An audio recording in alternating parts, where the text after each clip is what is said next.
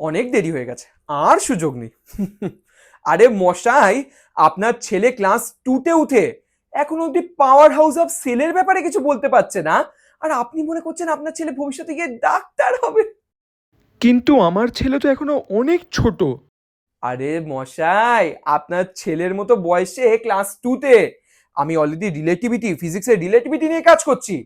স্কুলের টিচাররা আমি ক্লাসে প্রেজেন্ট থাকলে পড়াতে ভয় পেতেন। তারা মনে করতেন আমার মতো জ্ঞানী ছাত্রকে পড়ালে আমার অসম্মান করা হবে।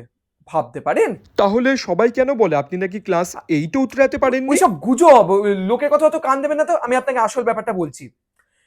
আসলে আমার এই অত্যাধিক জ্ঞানের ব্যাপারে বাইরের দেশের লোকেরা জানতে পেরে যায়।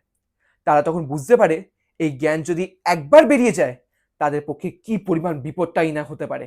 সেই জন্য তারা গোপনে আমার বিরুদ্ধে চক্রান্ত করে, এবং আজ আমার এই পরিণতি। আমাকে পড়তে দেয়নি ওরা, কিন্তু আমাকে ওরা আটকাতেও পারবে না। ভারী অবিশ্বাস্য ব্যাপার কিন্তু। তা এখন অ্যাট প্রেজেন্ট কি কাজ? করেন আপনি? হ্যাঁ, কাজ করি তো। পাড়ার মোড়ে চা বিক্রি করি। এবং আপনি জানেন আমি আজও গোপনে আমার রিসার্চ চালিয়ে যাচ্ছি। আইনস্টাইন, নিউটন আমার স্বপ্নে আসেন। আমরা চা খেতে খেতে এই রিসার্চের ব্যাপারে ডিসকাশন করি। হালকায় নিচ্ছে না।